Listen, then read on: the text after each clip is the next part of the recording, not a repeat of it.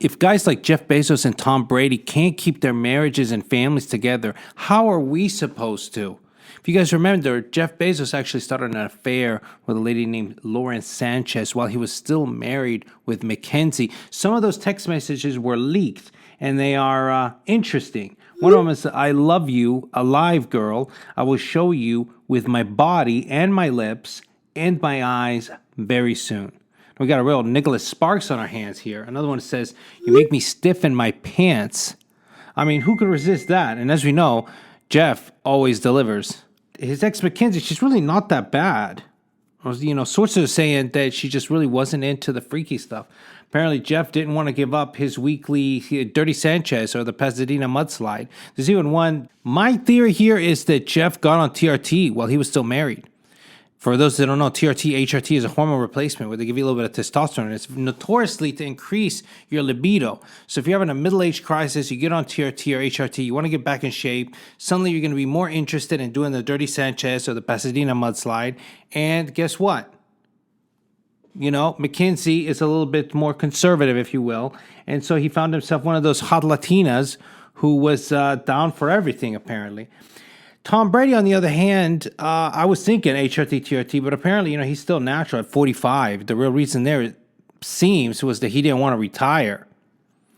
I don't know how true that is, but maybe he just doesn't like spending any time at home. To me, sex is really overrated, and it's not that it's not good, but it's like eating. As soon as you eat, after you have your meal, a little while later, you're hungry again. It's like consistent, and it's an unquenchable desire. And it's really a vice. It can be a vice like drugs, like alcohol, like other things.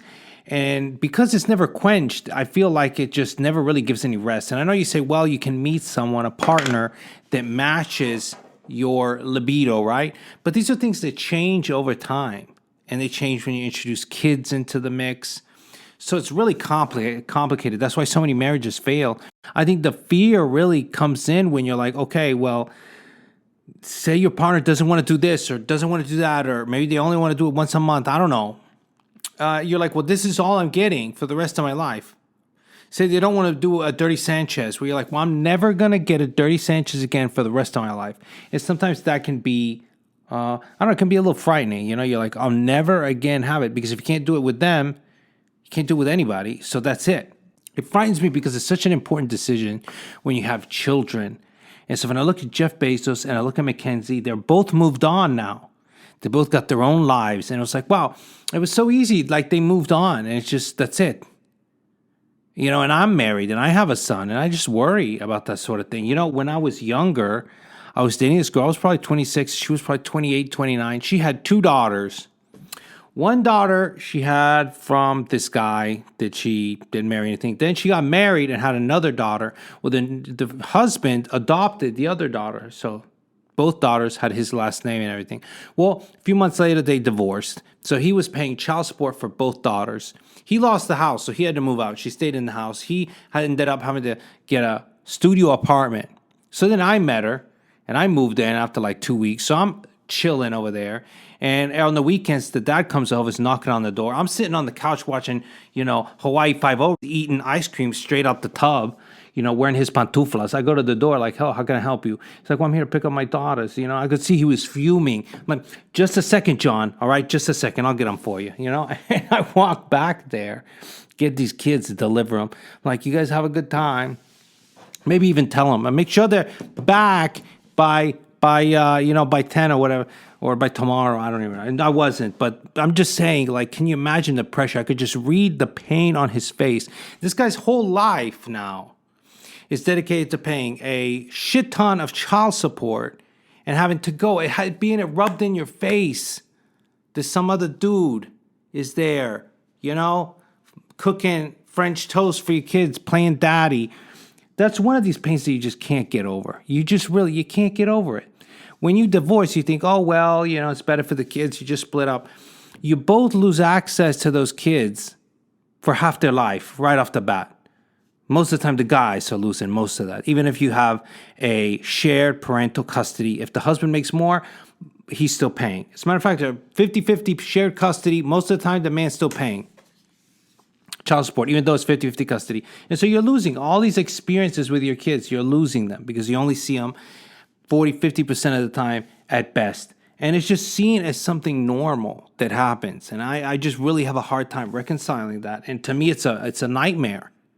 The idea that I not be able to spend, 50% of that time with my son and having some disgraziato over there talking to my son like he's his father or telling him what to do. That's just, it's brutal. Not even to go on the fact of imagining that with your wife, being with someone new, starting a new family. That already is disturbing enough. But the fact of your child, that really just, it turns your stomach. I don't know. Like, you can be going around with your life just fine, which is fine. You're living your life.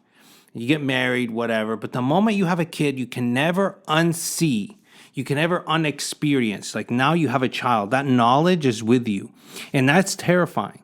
I will never be able to go back to a normal life knowing that my son is here and he's not part of my life or that he's with someone else. That's what's sad. And I think that's what a big contribution, and nobody wants to talk about it, but the high suicide rates for men is that they don't get to see their kids, is that society pushes them out of families. Society does not value fatherhood as much as they value motherhood. I mean, motherhood is like up here. Fatherhood is seen as optional, not important.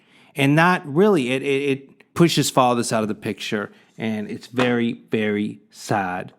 And we're just fine with it, I guess, as a society. I mean, there's people are talking about it a little bit more. I see a push for it. But the moment you start talking about it, you're kind of labeled some sort of manosphere person and seeing, that guy must be a white supremacist or a racist person, or he must be a misogynist, which, again, is really problematic. That's why I try to pepper these kind of messages from my own experiences and from the experience of others, just trying to bring some awareness out of it. I don't know. Well, thank you guys for watching this. What do you think is going on with these divorces? Is keeping a marriage together something that only the very few can aspire to, like the very few percent that make it to old age? I don't know. I hope that my wife and I can stay together and we can make it.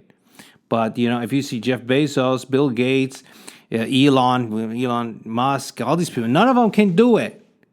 Mark Zuckerberg's still hanging in there, though. We'll see how he does. Not that I'm a billionaire, of course, but, if they can't do it, how can I? Thank you guys for watching. As always, buy red and sell green. No, I know. Anyway.